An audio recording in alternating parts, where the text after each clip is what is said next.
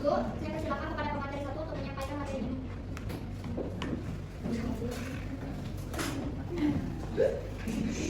Di sini ada pengertian agama. Agama menurut etimologi berasal dari kata bahasa Sanskerta. Dalam kitab Upadeka tentang ajaran-ajaran agama itu disebutkan bahwa perkataan agama berasal dari bahasa Sanskerta yang tersusun dari kata a, berarti tidak, dan agama berarti pergi dalam bentuk harfiah yang terpadu. Perkataan agama berarti tidak pergi, tetap di tempat, langgeng, abadi, diwariskan secara terus-menerus dari generasi ke generasi. Sedangkan menurut James Martiniel, agama adalah kepercayaan kepada Tuhan yang selalu hidup, yakni kepada jiwa dan kehendak ilahi yang mengatur alam semesta dan mempunyai hubungan moral dengan manusia. Pengertian negara Islam negara diterjemahkan dari kata-kata asing yaitu saat bahasa Belanda dan Jerman, stat bahasa Inggris, kitab bahasa Prancis. Kata stat kitab itu diambil dari bahasa Latin yaitu status atau status, yang artinya keadaan yang tegak dan tetap atau suatu yang memiliki sifat yang tegak dan tetap. Negara adalah organisasi yang dalam suatu wilayah dapat memaksakan kekuasaannya secara sah terhadap suatu golongan kekuasaan lainnya, dan yang dapat menetapkan tujuan-tujuan dari kehidupan bersama itu. Negara menetapkan cara-cara dan batas-batas sampai di mana kekuasaan itu dapat digunakan dalam kehidupan bersama itu, baik oleh individu maupun golongan atau asosiasi ataupun juga oleh negara sendiri.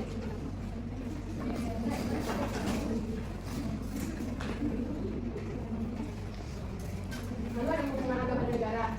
Eksistensi negara adalah suatu keniscayaan bagi kelangsungan kehidupan masyarakat negara dengan konsentrasi yang mengatur hubungan yang diperlukan antara masyarakat. Sedangkan agama mempunyai aktivitas untuk mengatur hubungan manusia dengan sekitarnya.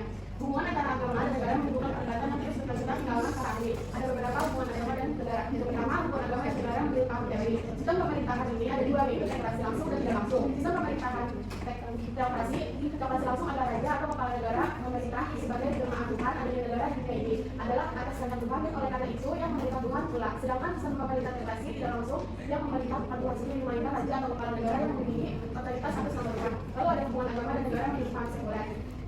Dalam paham ini, agama adalah urusan hubungan manusia dengan hubungan lain atau urusan dunia. Sedangkan urusan agama adalah hubungan manusia dengan Tuhan. Dua hal ini menurut paham sekuler tidak dapat disatukan. Meskipun memisahkan antara agama dan negara lazimnya, negara sekuler membebaskan warga negaranya untuk memeluk agama apa saja yang mereka yakini, tapi negara tidak ikut campur tangan dalam urusan agama. Hubungan agama dan negara menurut paham komunisme ini memandang hakikat hubungan agama dan negara berdasarkan teologi, ideologis, dan materialisme historis. Paham ini menimbulkan paham asing tak bertuhan yang dipelopori dari menurutnya manusia ditentukan oleh dirinya. Agama dalam hal ini dianggap suatu kesadaran diri bagi manusia untuk menemukan dirinya sendiri. Hubungan agama dan negara menurut Islam. Hubungan agama dan negara dalam Islam adalah agama yang paripurna yang mencakup segala-galanya termasuk masalah negara. Oleh karena itu agama dan tidak dapat dipisahkan dari negara, dan urusan negara adalah urusan agama. Dan sebaliknya aliran Islam mengatakan bahwa Islam tidak ada hubungannya dengan negara, karena Islam tidak mengatur kehidupan negara atau pemerintahan menurut aliran ini. Tapi Muhammad dalam mempunyai misi untuk mendirikan negara. Hubungan negara dan agama menurut konstitusi Indonesia. Persoalan relasi antara negara dan agama sudah ada di dalam kehidupan bernegara di Indonesia. Relasi negara dan agama di Indonesia selalu mengalami pasangan turun karena relasi antara keduanya tidak berdiri sendiri, melainkan dipengaruhi oleh persoalan-persoalan lain seperti politik, ekonomi, dan budaya. Baik teman-teman, ada yang mau ditanyakan tentang filosofi dialeksis? Apa yang dimaksud dengan filosofi dialeksis? Terima kasih. Ya.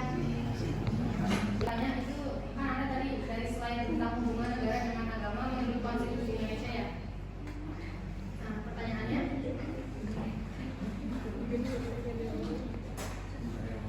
bagaimana pandangan konstitusi Indonesia terkait hubungan antara agama dan negara dibandingkan dengan pandangan paham teokrasi dan sekuler? Maaf, Aura bisa diulang lagi? Bisa. Pertanyaannya, bagaimana pandangan konstitusi Indonesia terkait hubungan antara agama dan negara dibandingkan dengan pandangan paham teokrasi dan sekuler? Menurut kalian, sosok pemimpin negara penting nggak sih memiliki latar belakang religius mengapa? Dan Terus mengapa?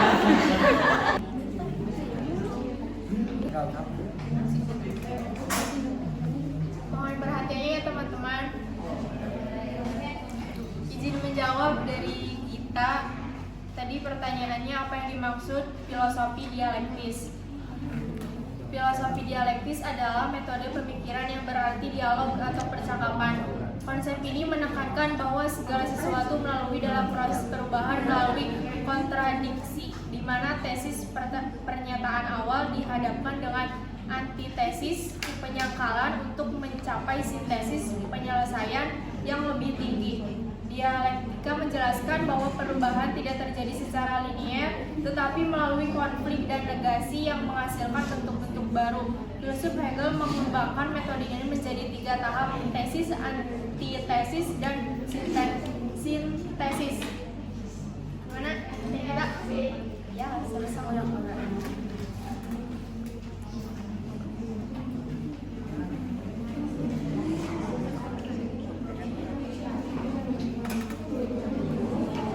Mohon perhatian teman-teman, izin menjawab yang orang. Tadi kan soalnya bagaimana pandangan konstitusi Indonesia terkait hubungan antara agama dan negara dibandingkan dengan pandangan paham teokrasi dan kekuasaan. Jawabannya, konstitusi Indonesia memiliki pandangan yang unik tentang hubungan agama dan negara. Negara mengakui dan melindungi hak beragama, tetapi tidak menjadikan agama sebagai dasar hukum dan pemerintahan. Agama dapat berperan dalam kehidupan masyarakat, tetapi tidak boleh mencampuri urusan negara. Pandangan ini dapat dikatakan sebagai agama adalah masyarakat, bukan masyarakat dalam agama. Baik, jadi kalau semua itu ada kayak berarti agama yang meskipun agama nggak nomor 1 di dasar negara gitu. Ya.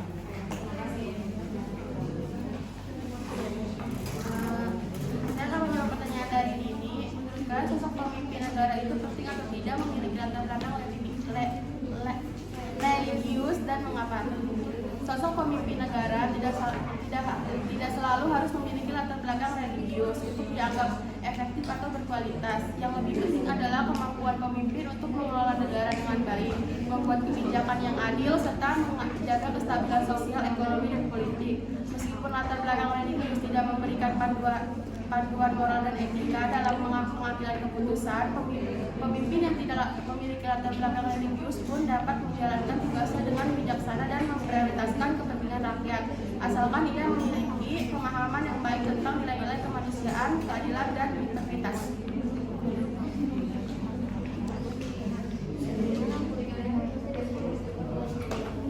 Jadi teman-teman minta perhatian. Kesimpulannya, secara umum agama diartikan sesuai dengan pengalaman dan penghayatan individu terhadap agama yang dianutnya. Agama adalah kepercayaan kepada Tuhan Yang Maha Esa serta hukum-hukum yang diwariskan kepada utusannya agar penganutnya bisa hidup bahagia di akhirat. Sedangkan negara adalah suatu organisasi dalam suatu wilayah yang merupakan alat untuk mengatur hubungan-hubungan individu serta menerapkan tujuan hidup bersama dalam wilayah tersebut. Ada beberapa pandangan tentang hubungan agama dan negara, diantaranya menurut paham teokrasi, sekuler, komunisme, dan menurut Islam yang kesemuanya itu memiliki pandangan yang berbeda. Mungkin cukup sekian presentasi dari kelompok kami. Wassalamualaikum warahmatullahi wabarakatuh. Waalaikumsalam warahmatullahi wabarakatuh.